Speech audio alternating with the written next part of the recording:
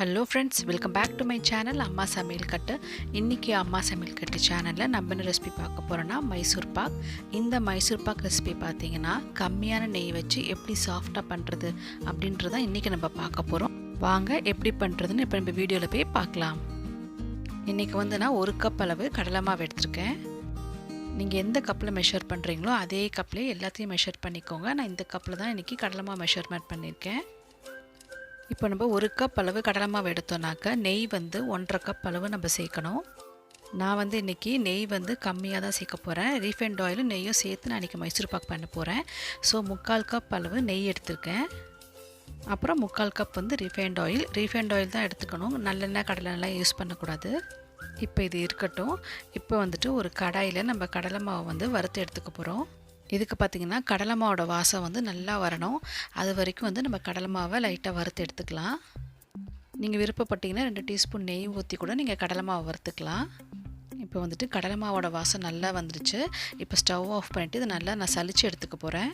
நம்ம சலிச்சுட்டு யூஸ் பண்ணோம் அப்படின்னாக்க மாவு கட்டி இல்லாமல் நல்லா வரும். இப்போ நான் சைடில் நெய்யை லைட்டாக உருக்கி எடுத்துக்க போகிறேன். நெய் நல்லா சூடாக இருக்கணும்னு அவசியம் கிடையாது. ஜஸ்ட் அது உருகுனா மட்டும் போதும். இப்போ பாருங்கள், ரீஃபைண்ட் ஆயில் ஒரு 3/4 கப் அளவு எடுத்திருக்கேன். இப்போ இந்த ரீஃபைண்ட் ஆயிலை கடலை மாவில் போட்டு நல்லா கரைச்சி எடுத்துக்கலாம். நம்ம ரீஃபைண்ட் ஆயிலை கடலை மாவில் நல்லா கரைச்சி பண்ணுறதுனால நல்லா கட்டிப்படாமல் கிளற வரும். ஸோ நம்ம இந்த மாதிரி எண்ணெயில் முன்னாடியே கரைச்சிட்டு யூஸ் பண்ணோம் அப்படின்னாக்க நம்ம கடாயில் போட்டு நல்லா கிளறும் போது கட்டி இல்லாமல் ஈஸியாக கிளற முடியும். இப்போ இதை கட்டி இல்லாமல் நல்லா கரைச்சி வச்சுக்கோங்க. உங்களுக்கு நெய்யோட ஃப்ளேவர் ரொம்ப பிடிக்கும் அப்படின்னாக்க நீங்கள் ரீஃபைண்ட் ஆயில் மிக்ஸ் பண்ணாமல் வெறும் நெய் மட்டுமே 1.5 கப் அளவு ஊற்றி நீங்கள் பண்ணலாம். இல்லை நெய் சேர்க்காமல் ரீஃபைண்ட் ஆயில் மட்டுமே 1.5 கப் அளவு ஊற்றி கூட நீங்கள் பண்ணலாம். இப்போ நம்ம எந்த பிளேட்டில் மைசூர் பாக்கை செட் பண்ணி வைக்க போகிறோமோ அதில் கொஞ்சமாக நெய் தடவி வச்சுக்கலாம். உங்ககிட்ட ஸ்கொயர் ஷேப்பில் ஏதாவது பிளேட் இருந்தது அப்படின்னாக்கா நீங்கள் அதை கூட எடுத்துக்கலாம். எடுத்து இந்த மாதிரி நெய் தடவி ரெடியாக வச்சுடுங்க. இது பண்ணி வச்சதுக்கப்புறம் தான் நம்ம சக்கரை பாகை ரெடி பண்ண போகிறோம். இப்போ பாருங்கள், நல்லா கட்டி இல்லாமல் நான் மாவை கரைச்சி வச்சுக்கிட்டேன். அதே சமயத்தில் நெய்யும் உருகி ரெடி ஆகிடுச்சு. நெய் சூடாக இருக்கணும்னு அவசியம் இல்லை. நெய் ஆறி இருந்தால் கூட போதும். இதுக்கு நல்ல ஒரு அடிகனமான பாத்திரம் எடுத்துக்கோங்க. ரொம்ப மெலிசான பாத்திரம் எடுக்கக்கூடாது, அடியில் பிடிச்சிடும். இதுக்கு நான் 1 கப் அளவு சக்கரை போட்டிருக்கேன். அதில் 1/4 கப் தண்ணி ஊற்றிட்டு ஸ்டவ்வை மீடியம் ஃப்ளேமில் வச்சுருங்க. ஃபஸ்ட்டு சக்கரை நல்லா கரையணும். சக்கரை நல்லா கரைஞ்சதுக்கப்புறம் தான் இது பாகுபதம் வரத்துக்கு நம்ம விடணும். ஸோ ஃபஸ்ட்டு சர்க்கரையை நல்லா கரைச்சிக்கோங்க. இப்போ சக்கரை நல்லா கரைஞ்சி நல்லா கொதிக்குது. நல்லா கொதிச்சதுக்கப்புறம் நம்ம பாகுபதம் செக் பண்ணிக்கலாம். இதுக்கு பார்த்திங்கன்னா ஒரு கம்பிப்பதம் வர அளவுக்கு நம்ம பாகு வச்சுக்கணும். அதாவது ஒரு கம்பிப்பதம் இப்படி உடையணும். இப்போ பாருங்கள், ஒரு கம்பிப்பதம் உடையுது பாருங்கள். இதுதான் கரெக்டான கன்சிஸ்டன்சி. இப்போ ஸ்டவ்வை நம்ம சிம்மில் வச்சுட்டு கரைச்சி வச்சுருந்த கடலை மாவை இதில் ஊற்றிக்கலாம்.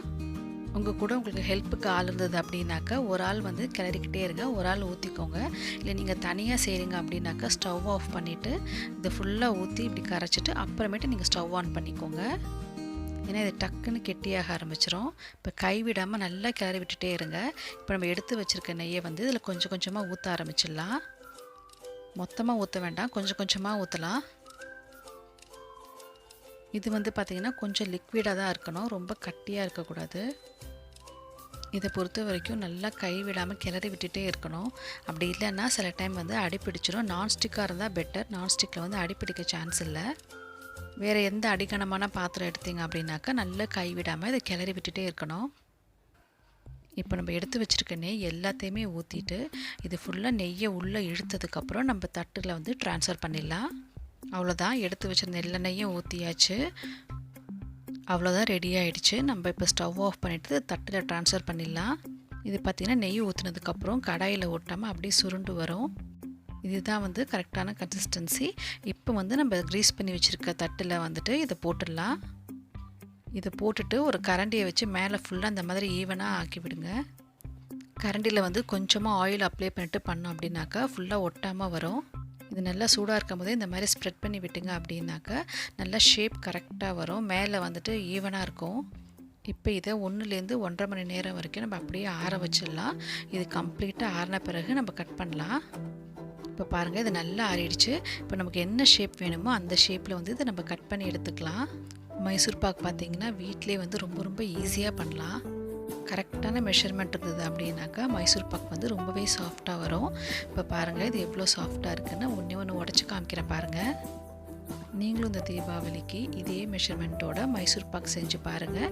செஞ்சு பார்த்துட்டு எப்படி இருந்ததுன்னு எனக்கு கமெண்ட் செக்ஷனில் சொல்லுங்கள். இந்த ரெசிபி உங்களுக்கு பிடிச்சிருந்துச்சுன்னா அம்மா சமையல் கட்டு சேனலை லைக் பண்ணுங்கள், ஷேர் பண்ணுங்கள், கூடவே சப்ஸ்கிரைப் பண்ண மறந்துடாதீங்க. தேங்க்யூ.